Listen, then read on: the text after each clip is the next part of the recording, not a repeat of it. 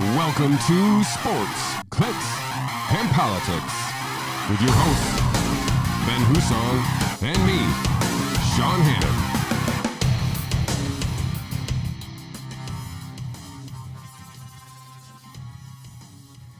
Hannon. Welcome to episode 81 of Sports, Clicks, and Politics.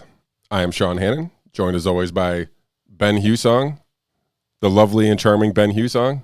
Stop. Mr. Hussong, thank you for joining us. Thrilled to be here. How was your weekend? My weekend was wonderful. The ice cream shop is open. Oof. That's right, buddy. Opened up on the day when the high temperature was 4 degrees. So that's always good planning on our side. Professional move, yeah. Absolutely. And obviously, good weekend for Bills fans. Yes. So that was exciting as well. I've realized I am officially old because at first I saw Saturday 8:15 game and I was like, yeah, that's awesome. And then like the day of arrived and I was like, ooh, that's late. I'm already tired. So I realized that I've accepted I'm old. Yeah. How about you? How was your weekend? Didn't get a Steelers victory. Not that I was, Sorry. I did throw a money line bet on there because it was such great, crazy odds. And not, if you know this, you can bet in New York now. I did know that. So my DraftKings account seamlessly transfers right over to the sports book. Good for them. They made that work out for them. So, Outstanding. but yeah, did some shoveling today. That was unfortunate. I don't know if that's part of my weekend or my week start here, I guess. But It's a long weekend today. it's my only winter activity that I actually do is shoveling the driveway. So I'm not sure I live in Syracuse. Yeah, it'll happen. Yeah, so before we get into the slate of topics here, which we have a nice little mesh of exciting topics here, but before we get into those, be sure to hit that like button, subscribe to the show, hit that notification bell when you want to be notified when we go live and post new content, and make sure you share this with all your friends and family.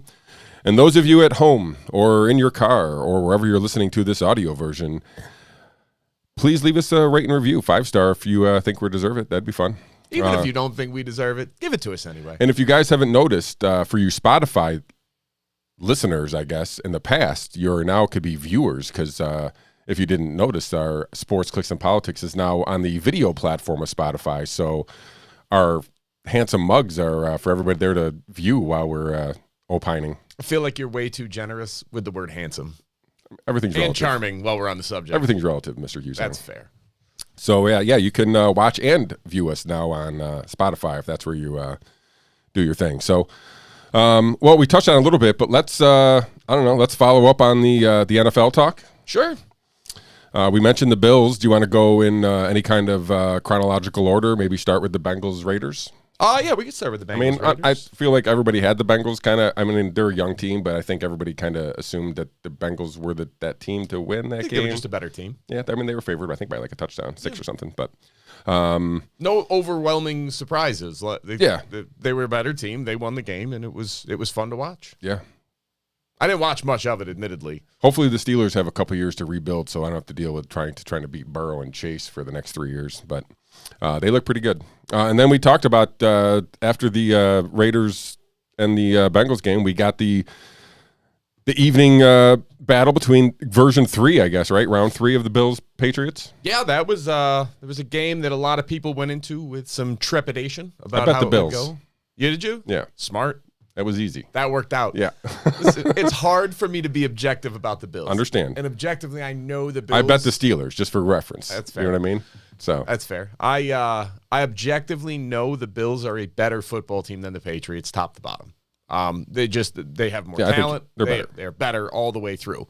But you get PTSD as a Bills fan, because you just watched for too long about letdowns and stuff like that, and especially coming from the hands of the Patriots. So it was very, very cathartic to just watch them go out and mollywop the Patriots top to bottom from the beginning to the end.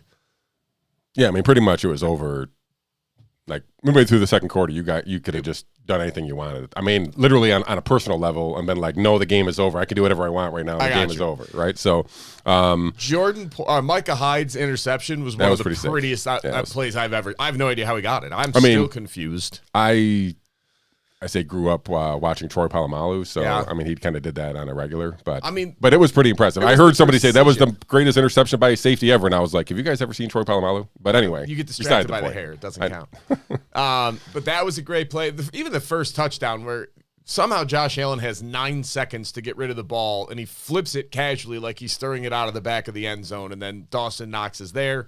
Obviously, everybody knows at this point the first perfect game played in NFL history. No punts, no field goals, no turnovers. Made up term. Who cares? You know why it's not a perfect game, though? Is because Trevor Bass missed 2 extra points. That's what stopped it. Did you have to take a knee? Yeah. Negative yard. Not a perfect game. I mean, that's like saying in baseball that if you throw a ball, it's not a perfect game. Yeah. That's crazy talk. But you made up the thing. I didn't make it up. Somebody else did. I know. All things are made up. We made up the Triple Crown. And now you got the Chiefs. Now we got the Chiefs. You gonna throw a perfect game against the Chiefs? I would guess no. I would guess that's probably not in the cards. Well, the Chiefs, I guess through the first quarter, people in Kansas City were probably sweating. Steelers take they get the I don't know if you saw the fumble return for a touchdown. They take a 7-0 lead, and all of a sudden people are like, wait a minute, is it like some kind of cosmic fate for Roethlisberger to make some crazy playoff run? But It not was to be. not. That's not to be. Like I said, listen, God bless the Steelers. They gave it a full-on effort. They did everything they could do. They were just overmatched. Yeah, they don't have the talent right now to compete with the Chiefs in a game like this. If they won, you'd be amazed. Yeah. If they're not going to be able to run the ball down their throat, then they're not going to win that game. Right. So they're not going to win a 42-43 game. It's too bad. Like Ben Roethlisberger, illustrious career, came to an end sort of unceremoniously, but good for him. I think he's. Unceremoniously in the sense that nobody thought he should play this last game, so I guess he got one extra game out of his career. That's true. He did. So, he went down swinging, which you got to give him credit for, and it was. It's too bad. Juju said he should come back. He shouldn't. Juju's wrong. Yeah, Juju is not correct in concussion. For the love of God, let it die. So that means AFC we got Bengals, Titans, correct, and Chiefs hosting the Bills. Yeah, and then over in the NFC we had the Tampa Bay Buccaneers. They beat up on the Eagles. Beating up on a worse team. Yeah. No shock there. Yeah. I had the Niners, so that's not what a shock to me either. But I think a lot of people had the Niners, but. The way they look good is what made it funny. Yeah, I don't know. They look good. The Niners are a good team. Yeah, they can run the ball. Samuel's a freak. I love that it went down that way with the Cowboys. Just it's mean to say because I have friends who are Cowboys fans, and I'm sorry, but you just killed yourself in the most glorious way possible. It reminds me of a few years ago, the Bills played the Cowboys on a Monday night game. I was actually in Iraq at the time, so I woke up in the morning and watched only the end of the game where the Bills were up like 21 points with 4 minutes to go, threw a pick six, lost an onside kick, and then somehow they got the ball again, and the Bills lost that game. It was just, and it wasn't that the Cowboys were so much better. It was just the Bills imploded like nothing. And this is kind of what the Cowboys did on that final drive last night. It was fun to watch. Yeah, I'm not a Cowboys fan. But nobody. You're either a Cowboys fan or you actively dislike them. There's not much in between. Yeah. Well, a Steelers fan and somebody who's approaching 50, that if you did the math there, you'd realize the Cowboys and the Steelers kind of went at each other for a decade, and that's why I'm assuming I'm a Steelers fan, because no other reason why I can figure that out. But fair enough. And so what does that leave us in the NFC? That leads us with what? The Packers and the Bucks? I think that's correct. And then we got the game tonight to determine.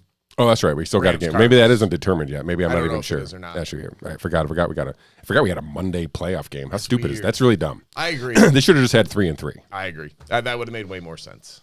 All right. Well, I don't know. Anything else on the NFL? Do you still do we? I don't know if we have a. We didn't pick who we thought was going to win. I have no idea who's going to win. I don't like. It's a crazy idea to even try.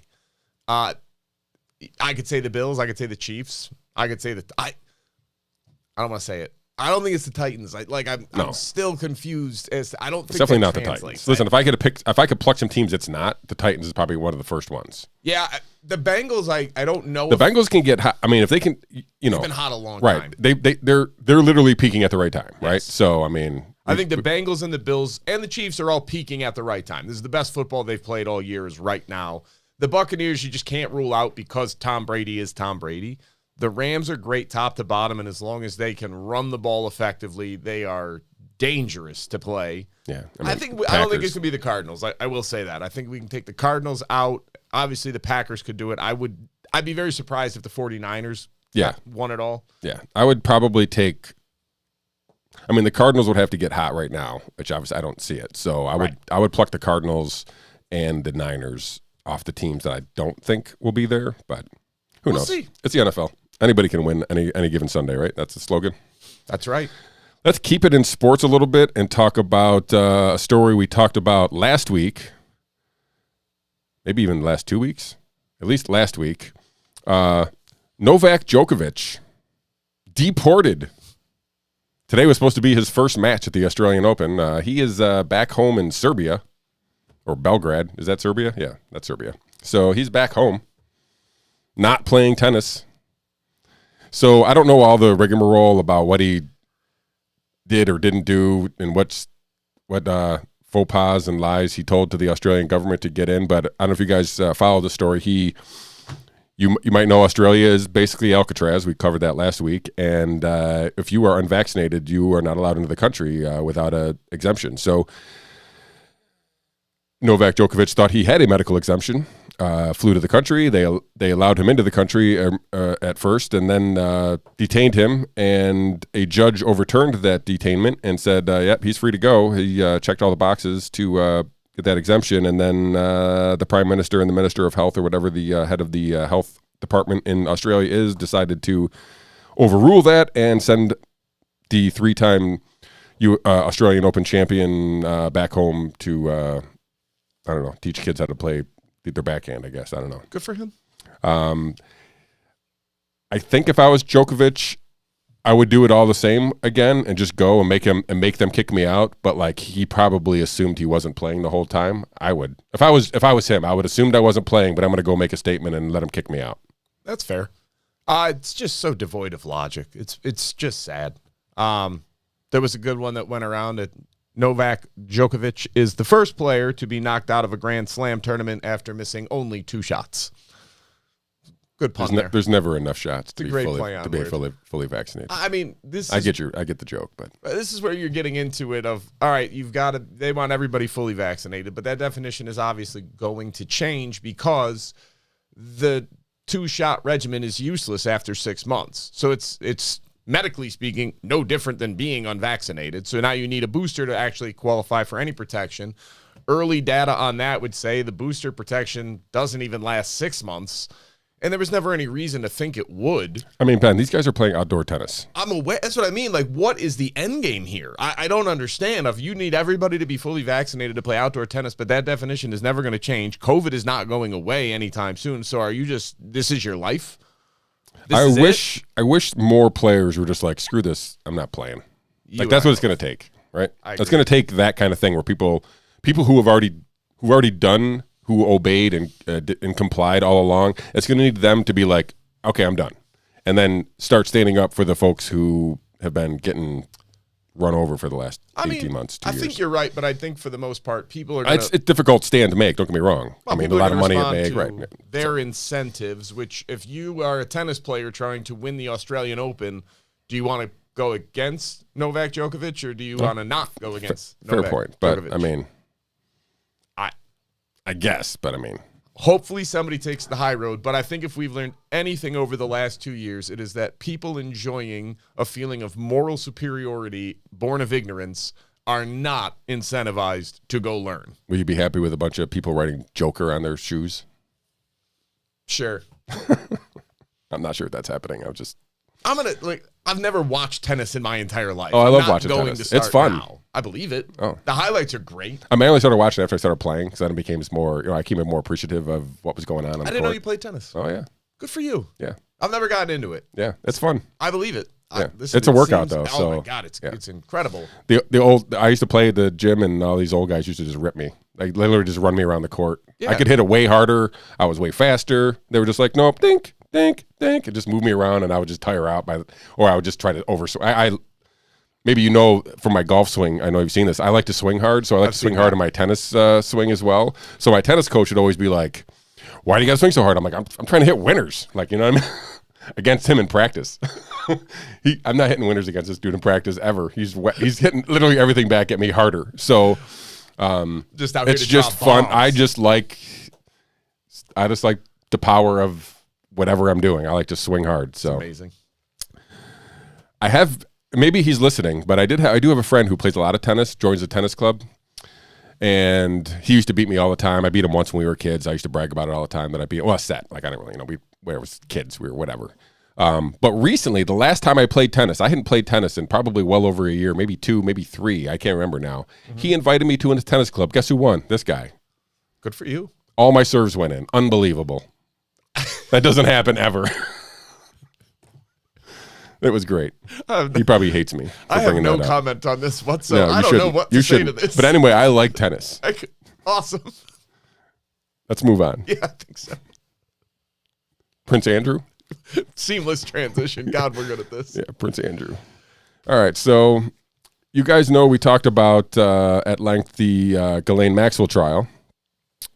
Well, there is also another trial here that is we are trying to pay attention to here, and it has not happened yet, or the trial hasn't happened yet, but we expect there to be, only because it was recently Prince Andrew who's been trying to dismiss this trial over and over and over again on technicalities and whatnot, and it seems as though all those have been dismissed, and we seem to be heading towards a trial. This is in reference to Virginia Giuffre, who basically sued Prince Andrew outside of the Ghislaine Maxwell trial independently. We did get some information from that, but that is what Prince Andrew, and maybe you had heard, he lost his crown, or whatever that means when the queen takes away your royal titles and stuff. He's been stripped of his royal title, duties, and responsibilities, and the benefits derived therefrom. Do you think he's still got money? Of course. So anyway, they stripped him of all that because this trial basically is moving forward, and I'm guessing the royal family blue bloods, the old blue bloods, we're the new blue bloods. The old blue bloods the unvaxxed blue bloods. Yes. The old blue bloods, the royal family, not looking highly on their little pedophilia Prince Andrew. So we did get this little Vicky Ward, who I'm not really a big fan of, but she wrote a little article. Maybe this was a sympathy article because I feel like she might be plugged into this little riffraff ring that's been going on here. But she wrote a little article basically saying she's friends close to Prince Andrew are not sure he's going to make it, quote unquote, to the trial. Might as well put it out in advance. Prince Andrew didn't kill himself? No, if you're going to kill him, you might as well start it now. Like, well, we knew he was suicidal. Kind of like when they do the fake suicide attempt at Epstein's, and then he wakes up with strangulation marks, and then 3 days later, he's like, oh, he actually did it this time. Yeah. Like, what? Well, we knew he was trying to kill himself. Control the narrative. So we have another trial that hopefully, I think that's being in New York, so maybe we'll actually have some reporting from the same. Is he going to show up? Well, I feel like he would have to, but I don't know. If he doesn't have the protection of the royal family, maybe he has to. I don't know. You know what I mean? Like maybe he can't hide behind the gated walls, any kind of thing. I'm not sure he has to. I'm not sure what the consequences would be if he didn't. Well, he's been trying to settle, and Virginia Giuffre's like, I don't want your money. Like this is not about the money. So like, I just want you to go to jail. So he only had. I guess everybody's saying, okay, well, he could either settle, which is not going to happen. He's going to go to trial, or he could just hide out, right? Like but I feel like the fact that the royal family has taken away some of his ability to hide out. I mean, I don't think you need to be the royal family to be able to hide out from this. No, but it helps. It does. I mean, sure. I'm sure he has, islands in 1,000 islands. They got Skull and Bones got an island up there. So you just know weird things. You can go on to the little boat tours. They tell you. Oh, well, I've never been on a boat tour of the 1,000 islands. No, see? Someday. No, I hope the trial goes. I hope that all the information comes out. And for the love of God, I just want one of these people to turn on everybody else. It's all I'm looking for. Well, speaking of that, did you see that Ghislaine, I sent you a copy of that. I don't know, her lawyer. I sent it to you because I was hoping I was going to follow up on it with you about this. And I forgot to talk to you about it today. But so she basically had some kind of motion in place where she was basically keeping 8 John Doe's names out of the trial, out of the testimony or something, but she basically said we're no longer objecting to those names being outed. So interesting. I'm wondering if that's like the first, if she's trying to like, all right, well, if I'm going to go down, you're all going down with me kind of thing. The shot across the bow. Right. Like, hey, you guys know who I am, right? You know what I know? Like, right. I'm guessing maybe there's backup videos that she might know where they could be and whatnot. I mean, she has just as much information as that he had, right? So I still think she was Mario, he was Luigi. That's very possible. Totally possible. I think she was the one. Totally possible. All right. You want to go into something less depressing? Yeah. I don't know if this is less depressing, but it's not. It's super interesting, only because we've covered it a couple times here. And nobody else has. Except Revolver. Yeah, good point. And did you catch the Darren Beatty interview with him on Timcast?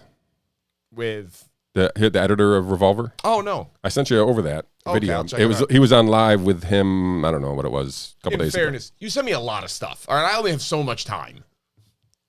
Whatever. And so Revolver has run at least a 2-part series that we covered here about who is Ray Epps. And this is going to kind of go to a larger January 6th discussion, I think, because we had some sedition charges brought up. And this is where it gets interesting, why you should have watched that interview with Darren Beatty, and I'll cover it here. Okay. So, but let's talk about Ray Epps first. So the January 6th committee, whatever that is they have a Twitter account. I know that. And they put out, after weeks of ramping, kind of like Twitter trendings and popular discussions bring out. Yes, Mr. Hussong? We back up a step for the folks who've never heard the name Ray Epps. Yeah. So January 6th happened. Ray Epps was present. He's on video multiple times. On January 5th, going up to crowds of people and telling them, guys, tomorrow, I don't know if I should say this because I'm going to be arrested. And then somebody yells out, then don't say it. And then he responds with, but tomorrow we're going into the Capitol. And the first crowd bursts out laughing. Like, what? No, we're not. And then they start a chant of Fed, Fed, Fed, Fed. And then he goes to another group, and he's on videotape making the exact same speech, exact same pause, exact same, because I might be arrested, but we're going to go into the Capitol. And it's met with a similar response of, no, we're not. We're not going in. It wasn't meant to be that. So he did it a few other times. And then on the day of, he talks to some people, and he's got a big red hat on, and he's got a camo shirt on, I believe.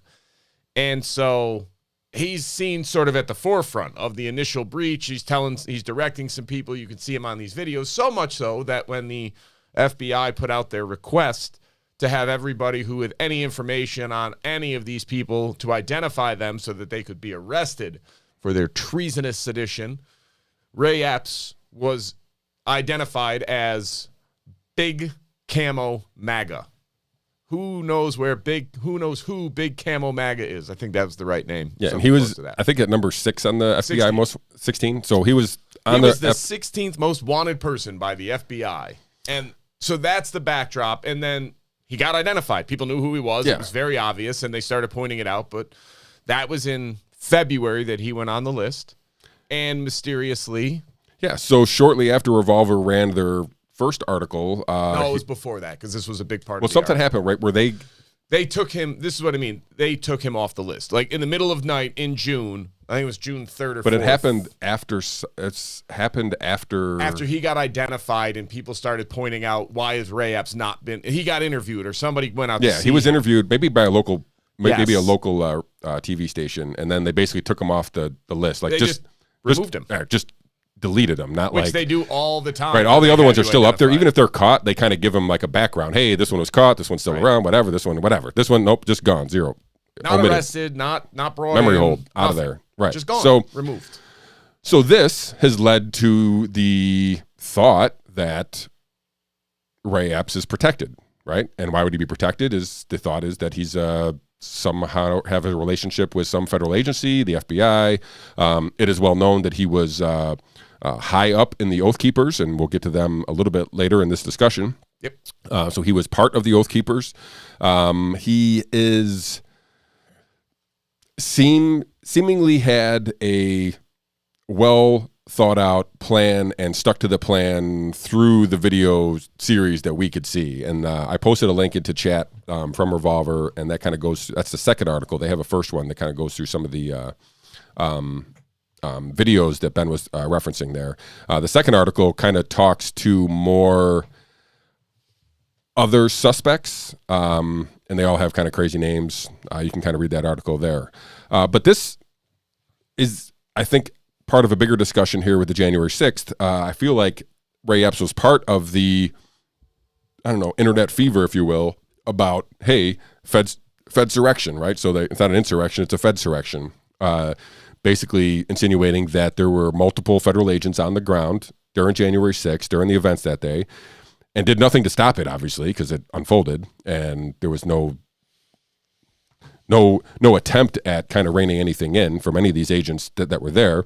But the thought is that Ray Epps was working with the federal government in some capacity, and if he was doing so, he's clearly directing and orchestrating people into the Capitol as a federal agent, and therefore protect. I mean, this dude is still walking the streets. So of all the people who have been in jail, all the people who have been charged, this dude's got nothing. And he is clearly a protagonist in this whole thing. Like, he's egging everybody on. He's moving the crowd. He's doing things to facilitate people going into the Capitol. Coincidentally, he happened to go up and speak into the ear of the first person to knock down the gates and actually breach the Capitol. Seconds before. Literally went up, whispered in his ear, pointed to the thing and said, "Don't bring that because we don't need anybody getting shot," to a can of bear spray the guy had in his pocket, and then stepped away from him, and literally 3 seconds later, that guy knocked over the barrier and ran through the gates.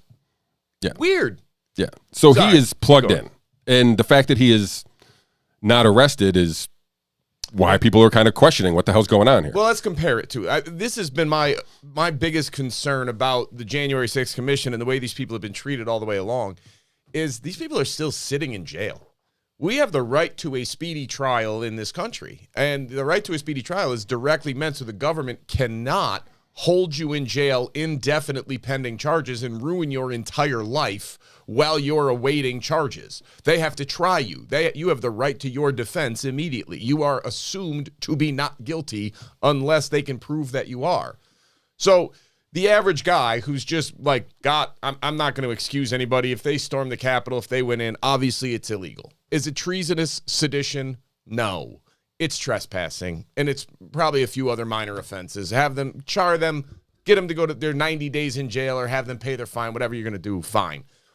The problem is you got people that are being charged with treason that could carry a death sentence. The government has no chance of establishing treason because the legal threshold is simply too high for most of these people.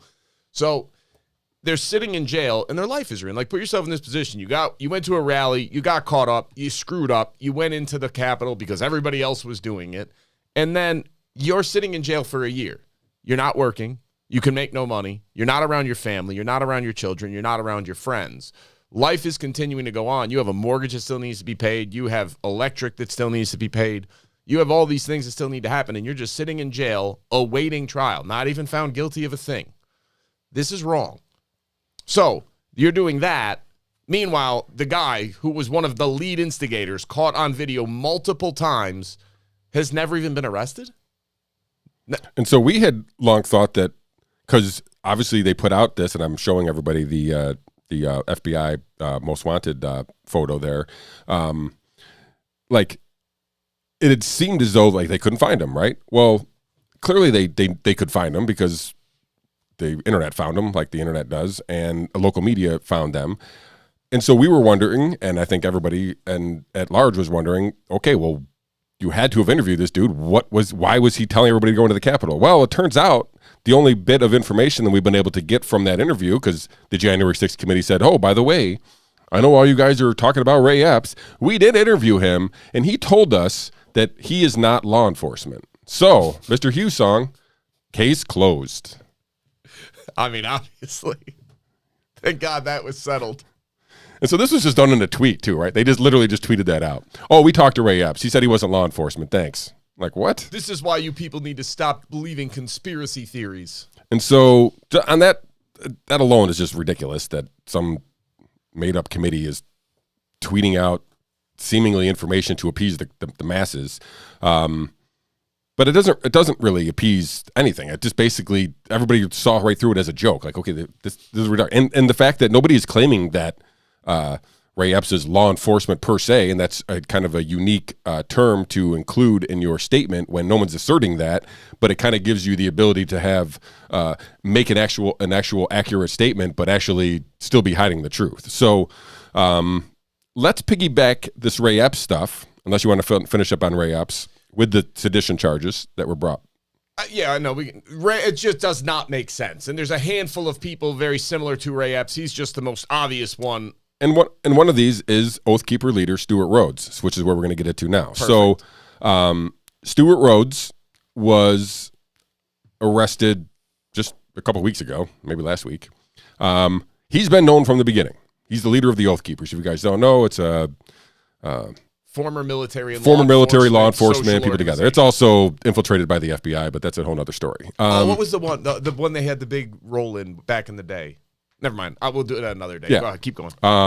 And so the leader of this Oath Keepers, Stewart Rhodes, who has been mentioned by Revolver in multiple articles, basically saying, okay, well, this guy was doing stuff and he's also not arrested. Why is he still walking clean? Well, it turns out that enough agitation, at least online, and the buildup of the Fedsurrection momentum that was happening in the public there a little bit, basically got them to do something, and they arrested Stewart Rhodes. And they charged him with seditious conspiracy, I think it was. They also charged 10 other people. Now, the 10 other people, all 10 of the other people already had charges against them. So these are just an additional charge brought to them. But not for Stewart Rhodes. He had no charges brought against him whatsoever. So he basically had no charges. They've known about him. If he was the focal point of some seditious conspiracy investigation, you would think they have done more than look at his phone 4 months after January 6th and then charge him 8 months after that. The basis for the conspiracy charge was like 16 phone calls. 14 of them were to him. Yeah. All of his actions and statements are basically revolve around all of the conspiracy. The guy wasn't even arrested. Wasn't arrested. That's until now.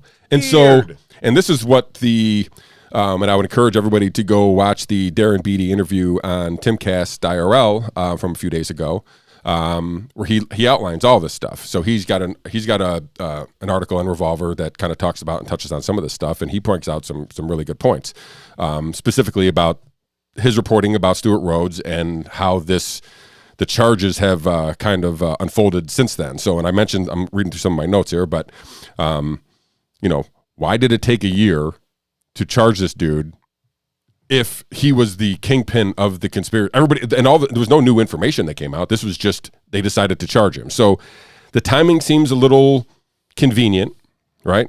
This was right again at the height of the Fedsurrection narrative. So and it gives the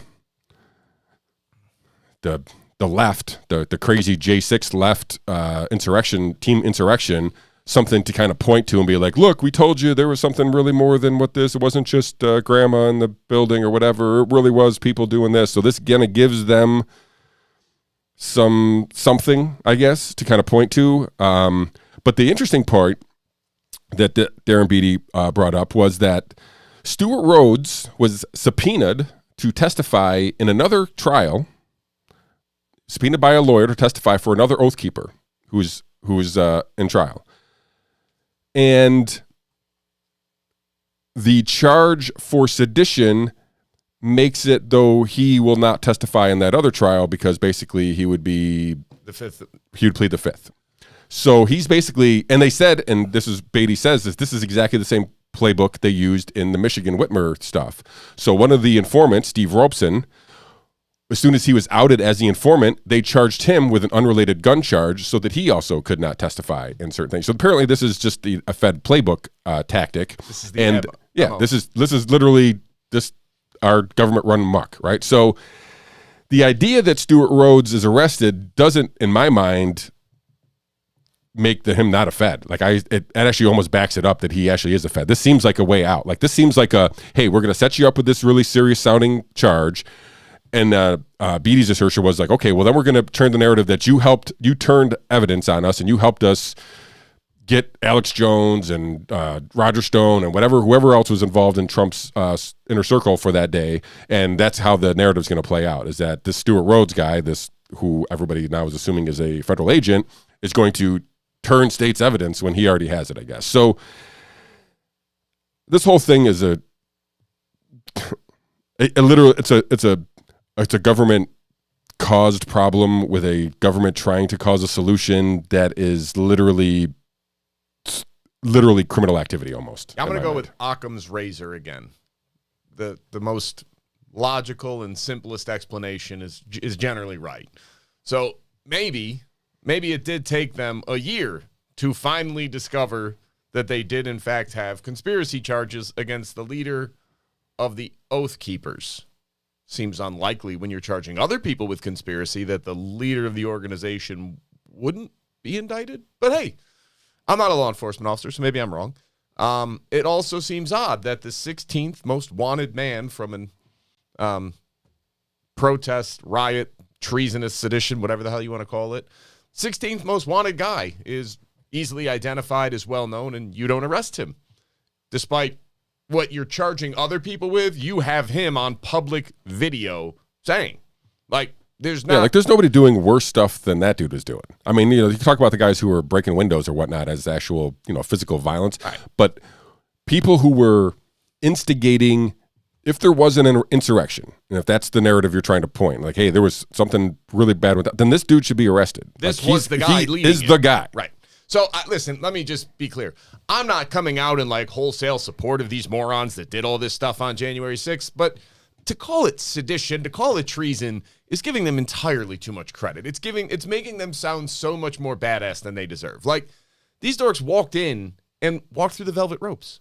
Like, they walked in the walking areas, didn't step outside of them.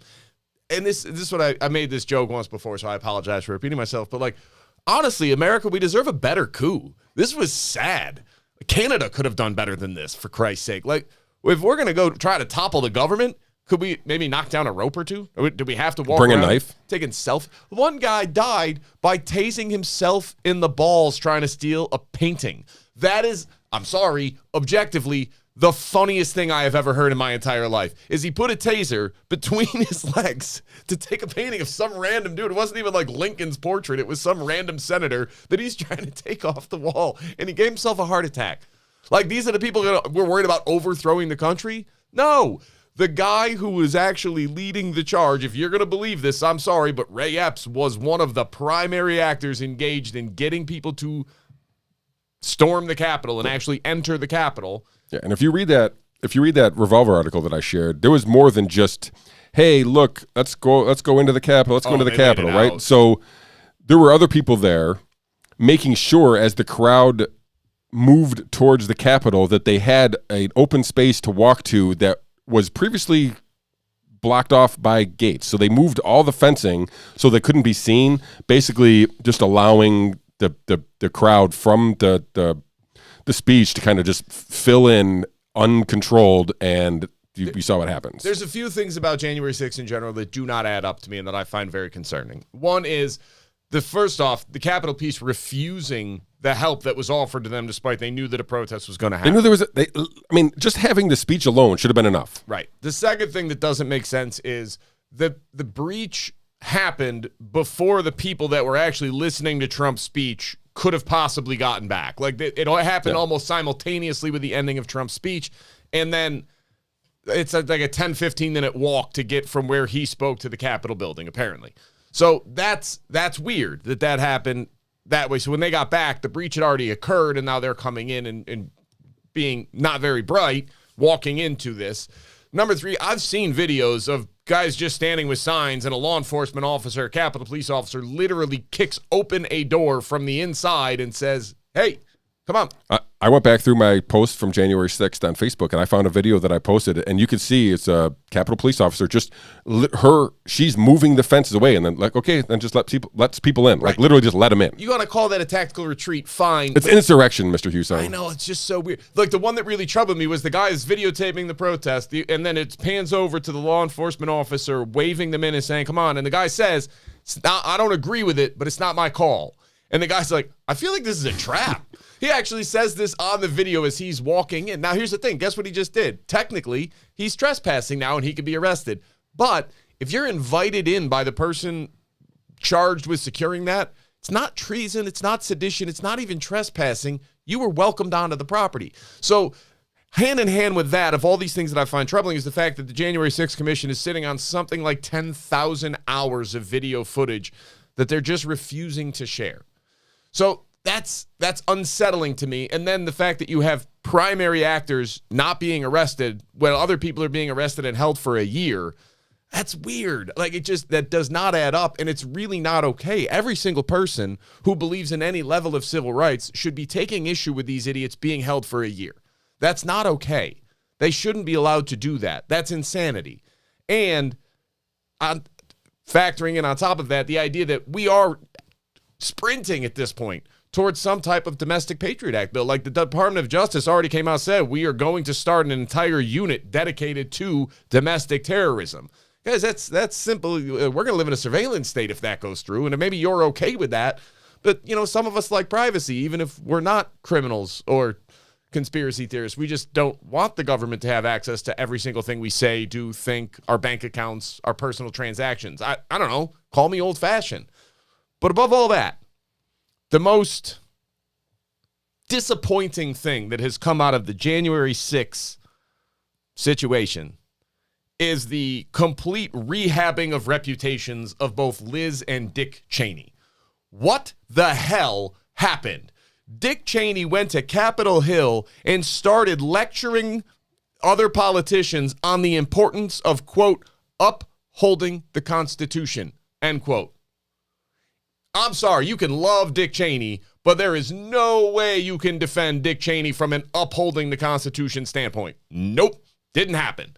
Did he keep us safe? You can make the argument. Did he do some other things that he felt were necessary for the security of the average Americans? Sure, maybe. I mean, he did some great things for the Halliburton shareholders. He definitely did help them.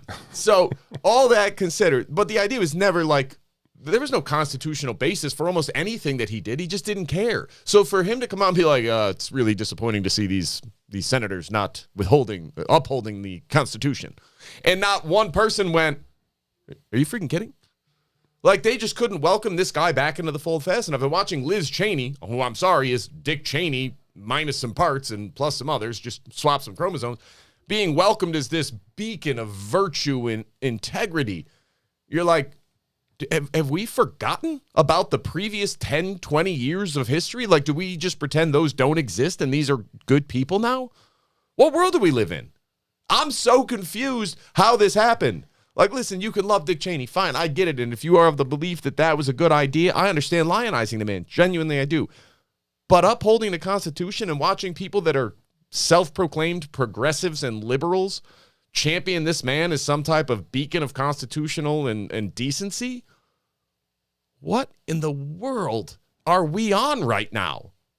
Clown world. Holy crap. So that's my rant. And the Ray Epps thing, for them to be like, well, we asked him and he said no, so all you conspiracy theorists can shut up. Yeah. I'll just say no to that. So, right.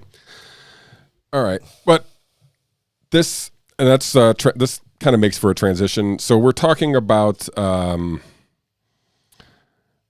lack of media coverage of Ray Epps, or a distorted, whatever you want to call it, of Ray Epps here. But the idea that the media has failed us is something we kind of touch on pretty much on a weekly basis here. So I want to kind of, we did a little bit of, what do you call it? The Joe Rogan disruption, I called it last week. Joe Rogan is now the mainstream and the legacy media is the fringe. Yeah, we said those exact things, that Joe Rogan was mainstream now. So did you see that, quote unquote, 270 doctors, quote unquote? Oh, no, that got quoted. 270 doctors is what I saw multiple times as streaming ads on. They claimed Joe Rogan was spreading misinformation.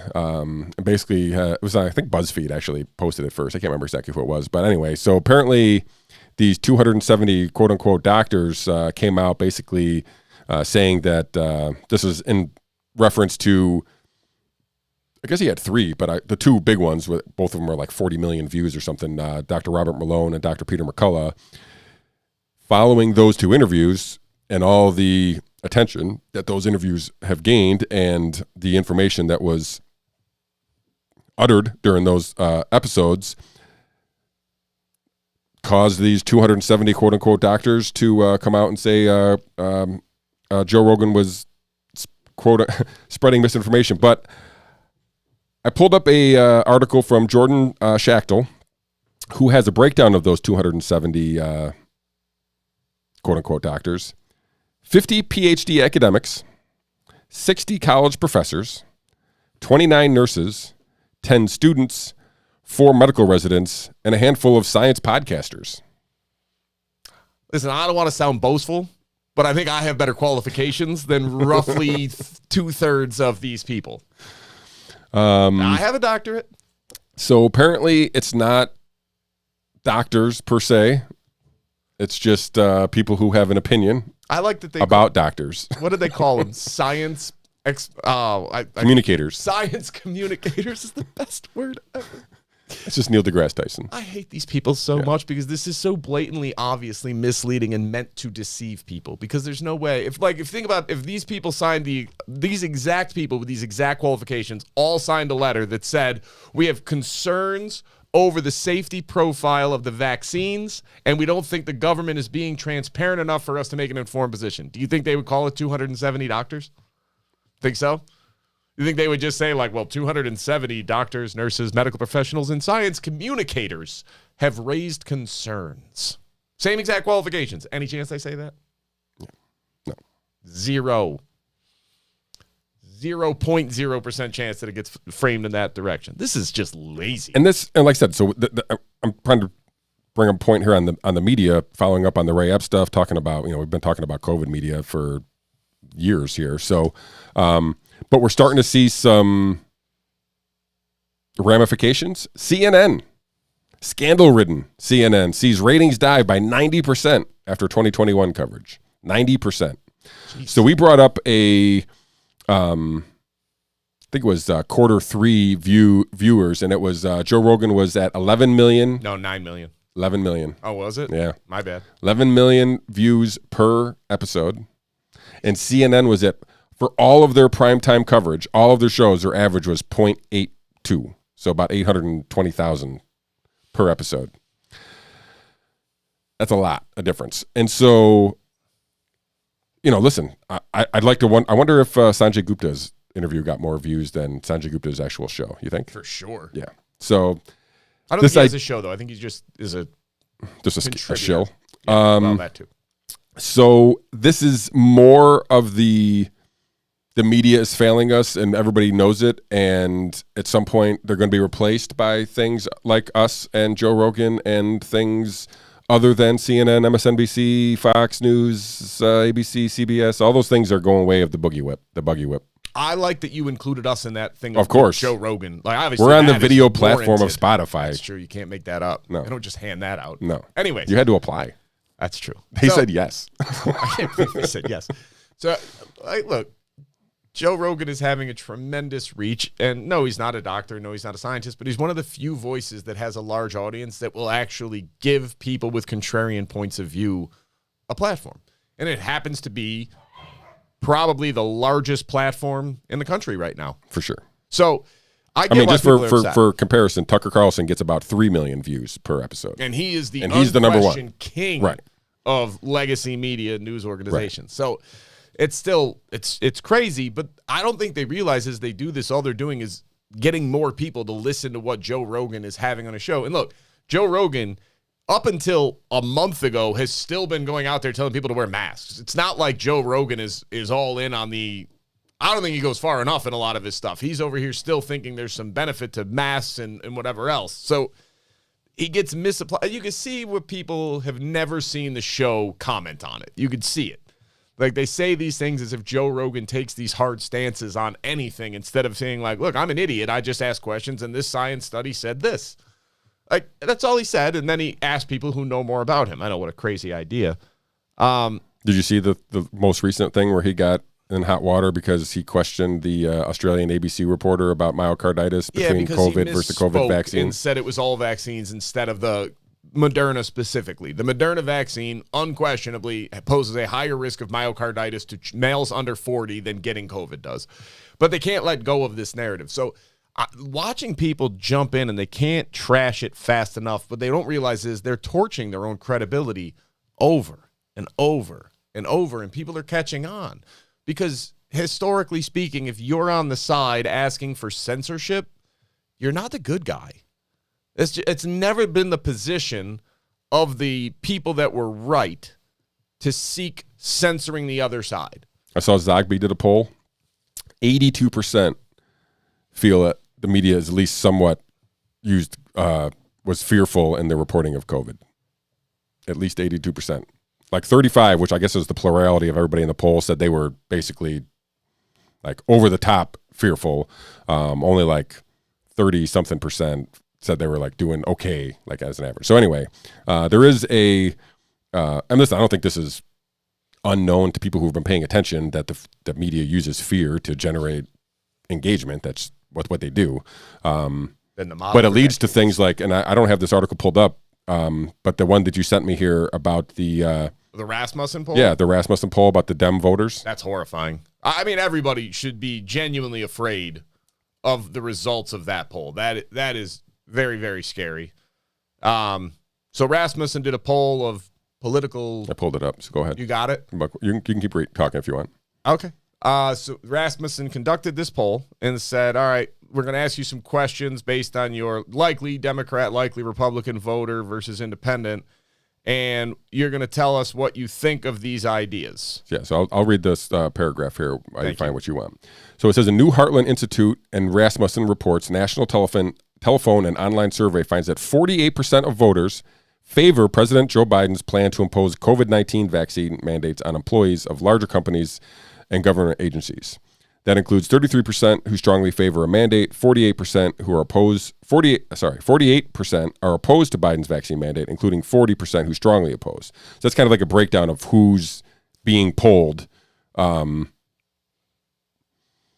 still also divided over. So this is the same poll. Voters are similarly divided over a federal government's top COVID-19 expert, Dr. Anthony Fauci. 45% view Fauci favorably, including 28% who view a very favorable impression. So that's 28% very favorable. 48% have unfavorable, and 34% very unfavorable. So about 50-50, which is crazy to me. I mean, it shows that the legacy media does still have pull. Right, which still have an impact. Which I guess to our bigger media discussion, we say Joe Rogan's mainstream. We say we're moving to mainstream. We say, the Tim Pools and the Glenn Greenwalds and all these people who have independent platforms are where we get our information, for example. But some people are just plugged into that TV, and that's where they get that information.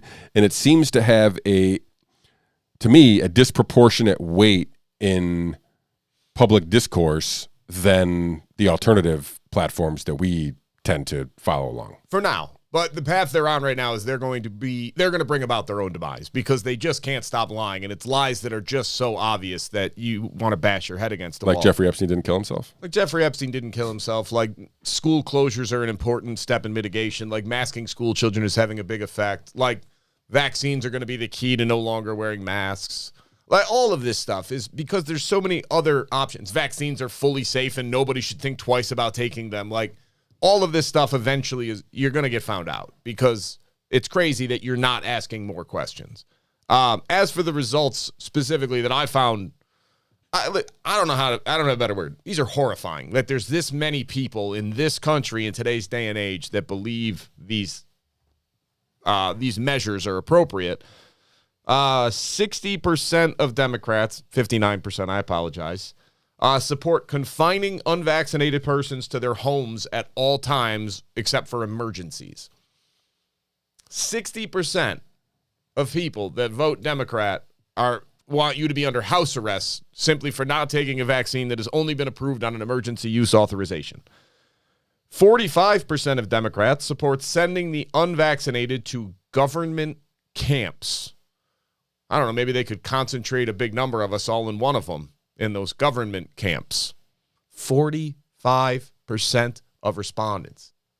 Of Democrats. Of the Democrats. 78% of Republicans oppose that, which means even 20% of Republicans are okay with this. So I'm not meaning to paint Democrats in a particularly disproportionately bad light, but I mean, the numbers kind of speak for themselves. But 71% of all voters. So, I mean, that's the Dems are still on the, there's a lot of them. 45% is a big number, but it's not like that's everybody. Yeah. Right. So, almost half of Democrats support using digital devices to track unvaxxed to ensure their quarantine and distancing. So just government gets to surveil you. So the Fourth Amendment is officially dead. This one's genuinely like, I don't understand who you are as a human being or how you're a person, but almost 30% of Democratic support temporarily removing unvaxxed parents' custody of their children.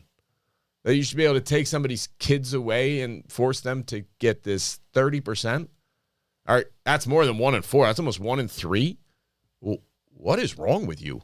That is a level of evil that I can't fathom.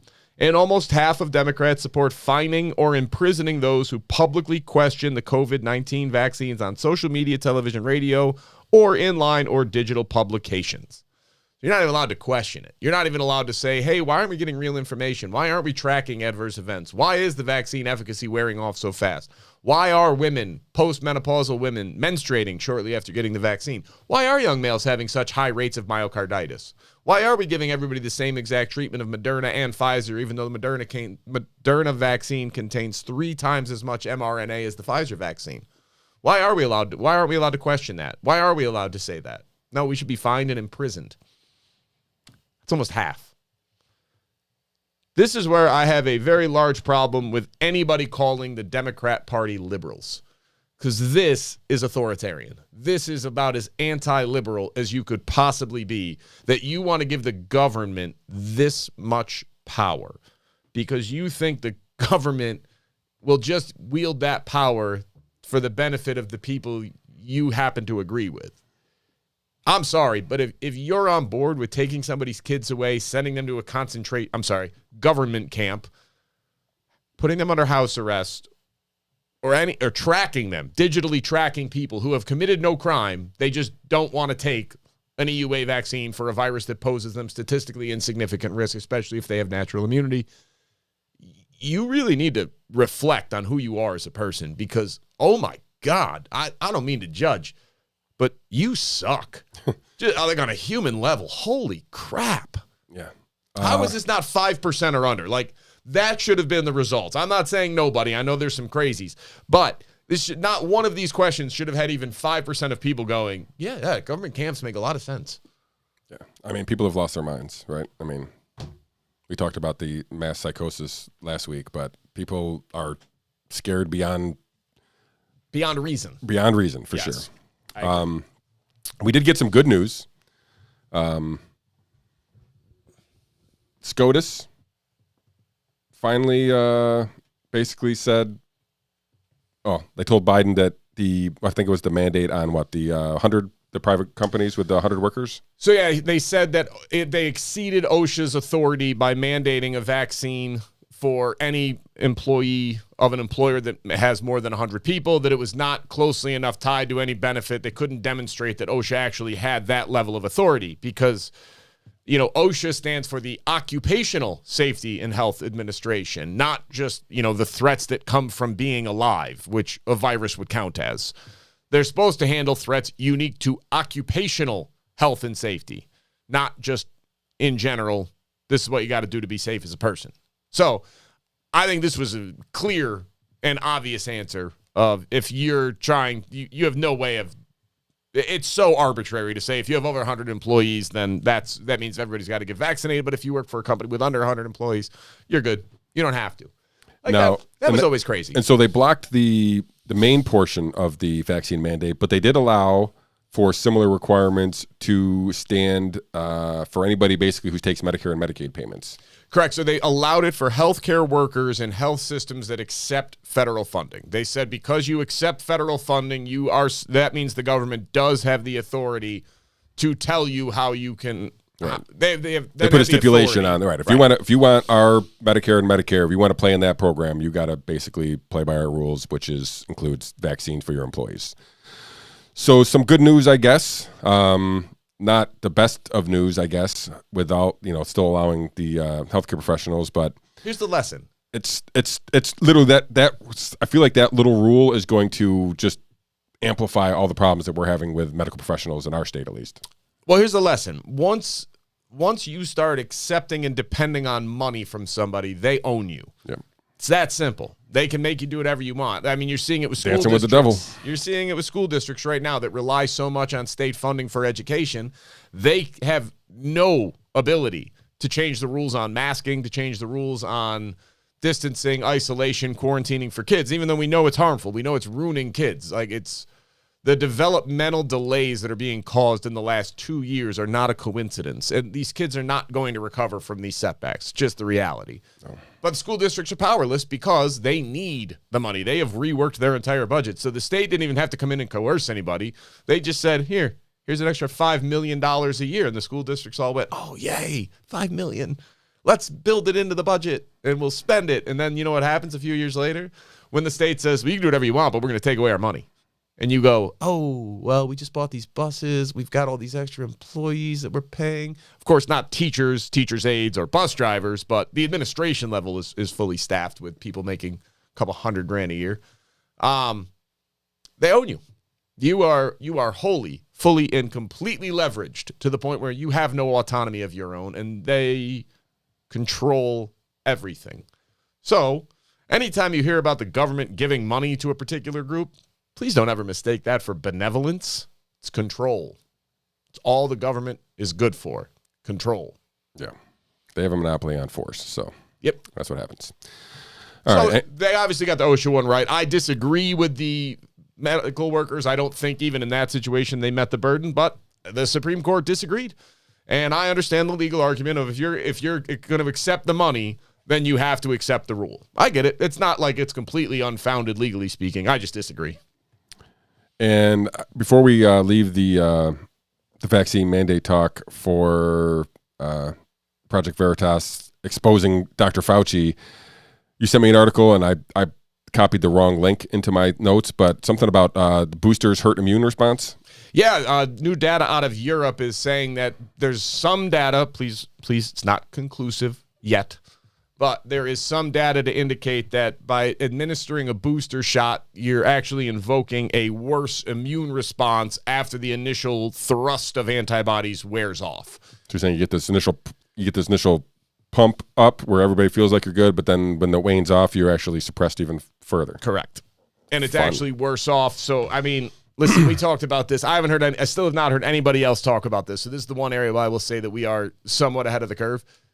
The mRNA over time has always been linked to high toxicity problems. Anytime they tried to deliver it into a host using the lipid nanoparticles, over time it always led to high levels of toxicity and negative results. They never even made it to a human trial. Not Pfizer, not Moderna. None of these companies made it to a human trial prior to 2020 because the safety data, never added up and never justified a human trial. So now what you're seeing... They figured it out this year, Ben. What a miracle of timing that they figured this out on the exact day, or the exact year they... Mode RNA. Buddy, this is dirty stuff. So what you saw after the first one, I guess I shouldn't say we know this to be true, but I'm noticing a pattern, all right? They did the initial vaccine trial, and they said 94% efficacy, which was absolute nonsense, but it was relative reduction instead of absolute reduction. In the study overall, less than 1% of people in the study even developed COVID. Out of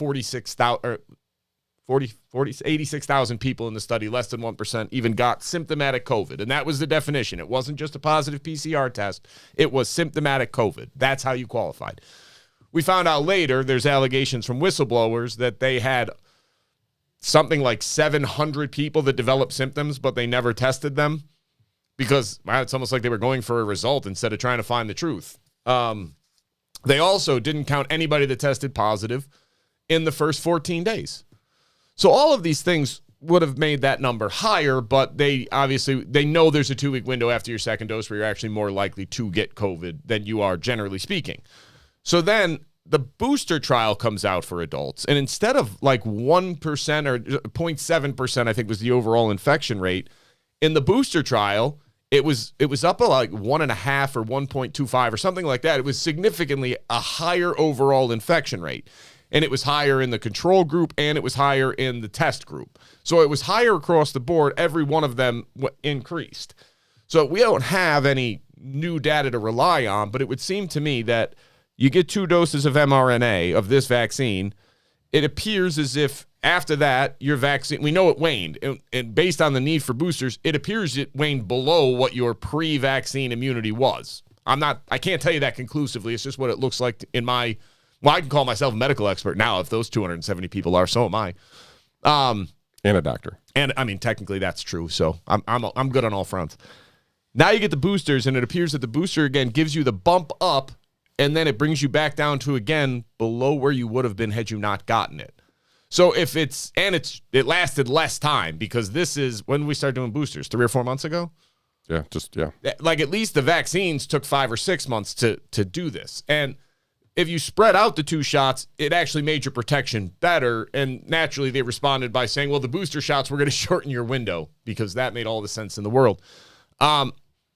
I'm concerned about this because if it actually goes down again, now you're going to sell people on another booster shot. And I believe Israel has already started administering 4th shots to the elderly and the people that are immunocompromised, which apparently is going to mean anybody who took the shot is now immunocompromised to some extent.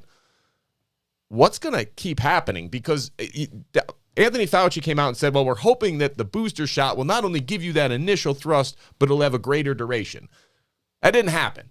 And we said it at the time, like, there's no reason to think this could happen. If this ends up happening, it's based on luck. There is nothing in the science to indicate this 3rd shot will magically improve durability. Nothing. There's no basis for this claim other than optimism.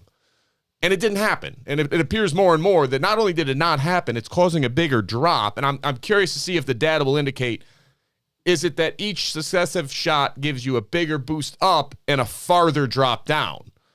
And I think there's at least some reason to think that's going to happen. It's not conclusive. I'm not telling you it's for sure. I'm curious to see how that goes. That if every time it's a shorter, higher peak, shorter duration, it doesn't last as long, but the initial peak is better. And then the drop is even below, like, goes further down every time. I think I'm explaining this okay.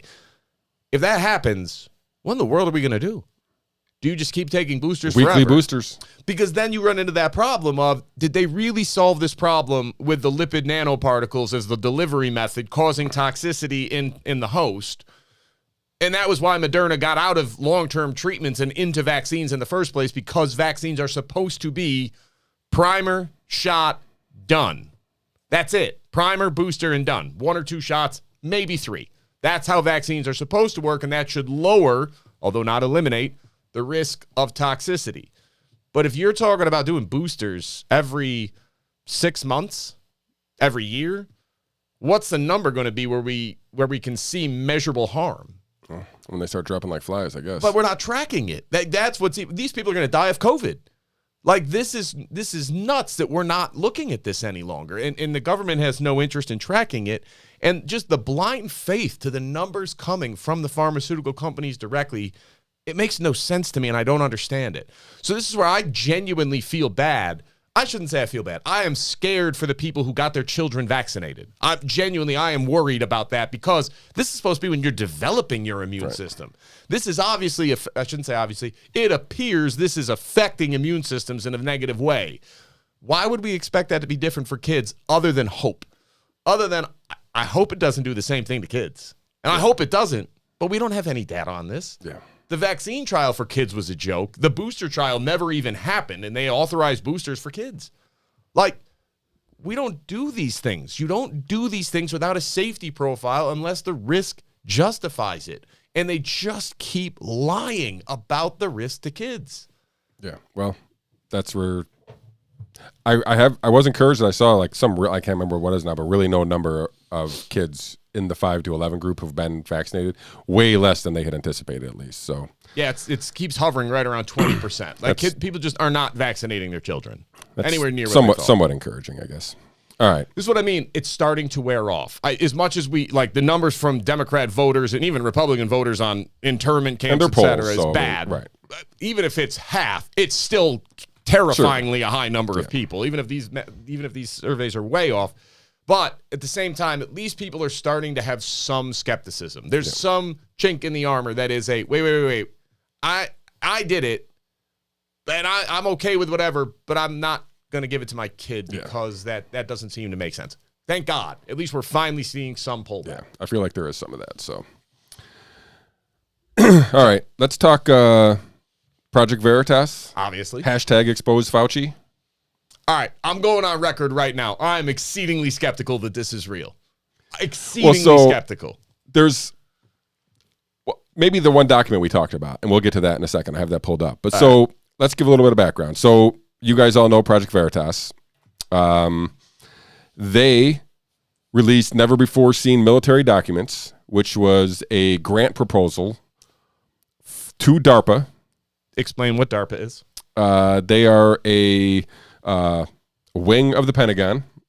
I'll look up the acronym. You can. It's the Defense Advanced Research Projects Agency. So advanced research projects. It's kind of like, again, it's like a incubator for the DoD. So for all you people out there that are Marvel fans, this is like our Hydra.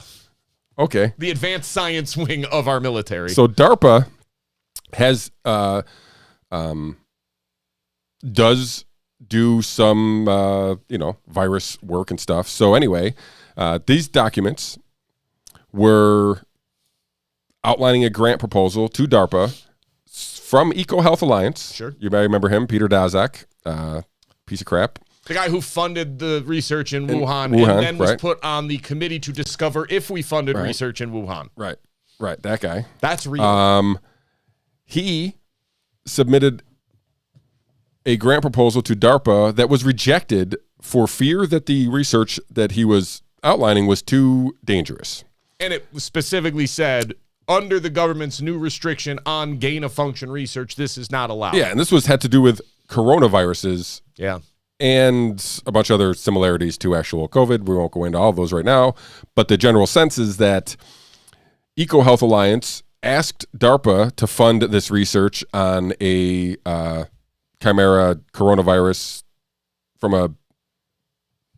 a bat population of some sort, and they rejected it, basically saying it was too dangerous, and that it violated the government's gain-of-function ban that was put out there. But luckily, Peter Daszak found somebody who was willing to fund that research in the name of Dr. Anthony Fauci. Tony Science himself has decided to fund that research, and therefore... Tony Science is the best nickname I've ever heard. I'm sorry. That's Jimmy Dore. I stole it from him, but yeah. Good job, Jimmy. Yeah. God, you're good. Tony Science. So the funding was granted to Peter Daszak at EcoHealth Alliance, and they did go through with this research, and they did come up with coronavirus that was found to infect humans through their manipulation. But I want to pull up the one that you were referencing here. So these are all things that I don't think, these are not, this is more of corroborating evidence, right? I feel like this has already been kind of known, and these are actually just documents showing that, hey, this is actually a real thing that... Anthony Fauci lied to Congress when he said we didn't fund any gain-of-function research. And a lot of this information has been being brought up in the Senate testimony that was just recent. And so... Let's read up. So one of the contacts, so he comes across this, James O'Keefe, that is, Project Veritas, comes across a letter from a Major Murphy, who was working at DARPA and is no longer at DARPA, wrote a report, and I'm going to pull this out here. I'm going to try to read this if I can.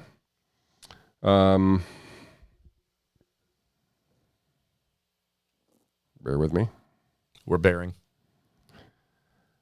So I'm just going to read right from this report. So this is from this Major Murphy. He basically compiling his information and deciding what he thinks is actually the best course of action for what the information that he has seen. But he outlines what he thinks is happening. And so I'm going to read that right from this report here. So SARS-CoV-2 is an American-created recombinant bat vaccine or its precursor virus. So he's basically saying that it's a man-made created virus, and he's saying American created, when we know that we have, was it Fort Dix down in North Carolina? One of those down there. Fort Dix is in New Jersey. Fort Bragg is in North Carolina. Yeah, it's not Bragg either, though. It's, I don't know. There is a, whatever, there's a scientist who works for North Carolina who has a lab down there, and he's been doing the coronavirus stuff. So, Camp Lejeune? No. The thought is that, okay, let me just read this back again, so I apologize. So SARS-CoV-2 is an American-created recombinant bat vaccine, or its precursor virus. It was created by an EcoHealth Alliance program at the Wuhan Institute of Virology, as suggested by the reporting surrounding the lab leak hypothesis. So this is what we've been talking about for over a year now, is that the Wuhan Institute of Virology, located in Wuhan, China, also is the origin location of coronavirus, COVID-19, just by a pure coincidence. This assertion is that, again, it may sound too good to be true, is that this virus was man-made, and the only thing I don't know is whether or not it was purposely or accidentally released, right? I mean, that's literally the only thing I think left to kind of discuss. I mean, the idea that we've seen some of the genome sequences that have been talked about recently, how there's like certain sequences of genes from the HIV who were spliced into this thing with the furin cleavage site, like all this stuff. In plain English, there's a bunch of things about this virus. There's one which is the cleavage sites, which is the odds of that being naturally occurring in that exact order is like 1 in a million.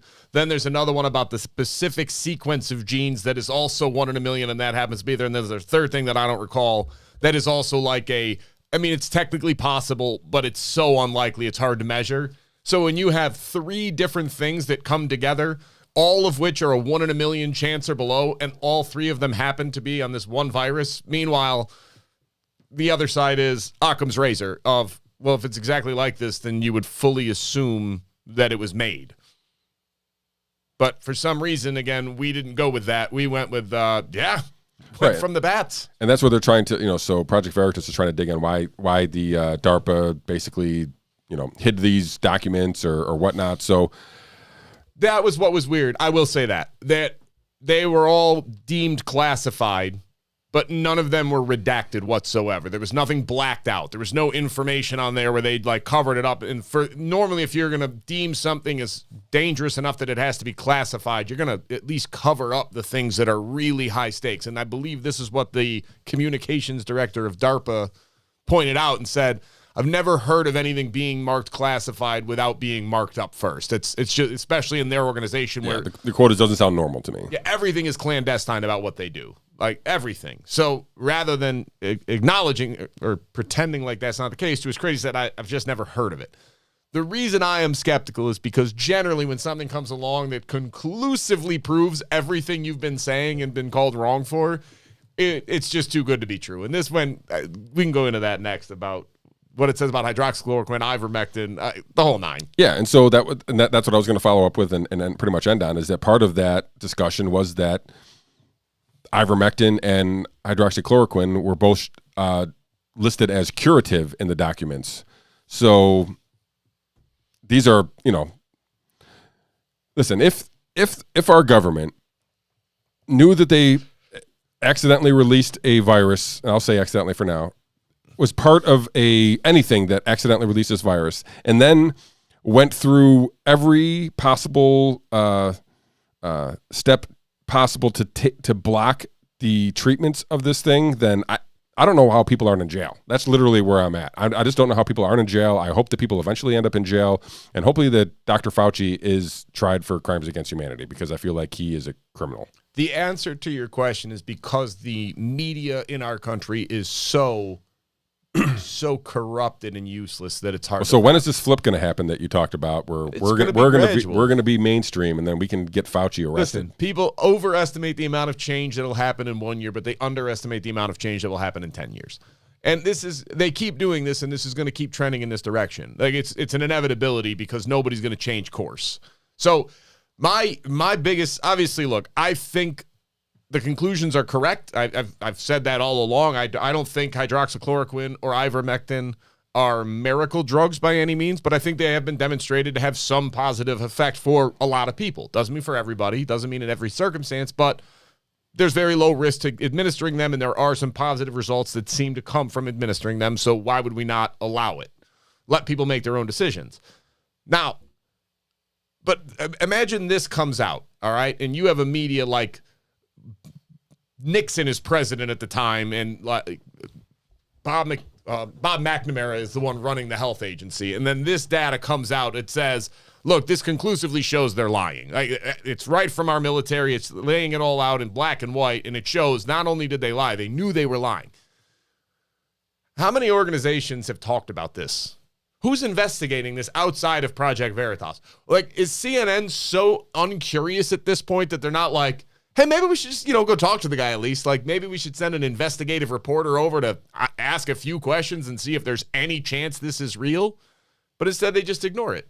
Yeah, I mentioned this too. So we'll see if, this is all recent information. This all came out, less than a week ago. I mean, it's almost a week now, and nobody's looking at it. I would think that there would be, in this article that I'm reading here, Fauci hadn't commented yet, but he did cite Project Veritas' documents in the exchange that he had. I can't remember the senator's name now, Marshall, I think it was, when he was basically asking about this stuff. So Fauci's defense was that we never saw this grant proposal. So yeah, maybe they didn't see this exact grant proposal, but clearly they did. They funded the exact research that was proposed in the proposal, and whether or not it was that exact grant proposal is irrational. It doesn't matter. I mean, they funded the same research, and he's just basically playing semantics with words. Yeah, so he's been doing that all along. Right. That's his only hope, and it's his only defense. I get why he's doing it, but it's still wrong. Yeah. I don't understand how we're not looking into this.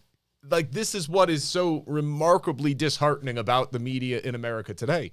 Why are we not looking at this? This is something that should be this is the Watergate tapes. Like, this is oh my God, if this is real, this means everything we've been told for 2 years is a lie. I mean, the easiest answer is Trump, right? I mean, he's the one who came out and said it was a China virus and basically asserted that it was the lab leak. So that can never be true. To many of these media people, that can never be true, whether it's true or not. They won't report on it even if it is. That's not okay. I'm not saying it's okay. Like, that's so not okay. And here's the thing. We had to deal with 2 years of Russian dossiers and Agent Steele. P-tapes. And P-tapes. And we had to deal with, Chris Hayes on MSNBC that, like, unlikely but not impossible that Trump has been a Russian asset since 1987. Like, you ran with that on your show.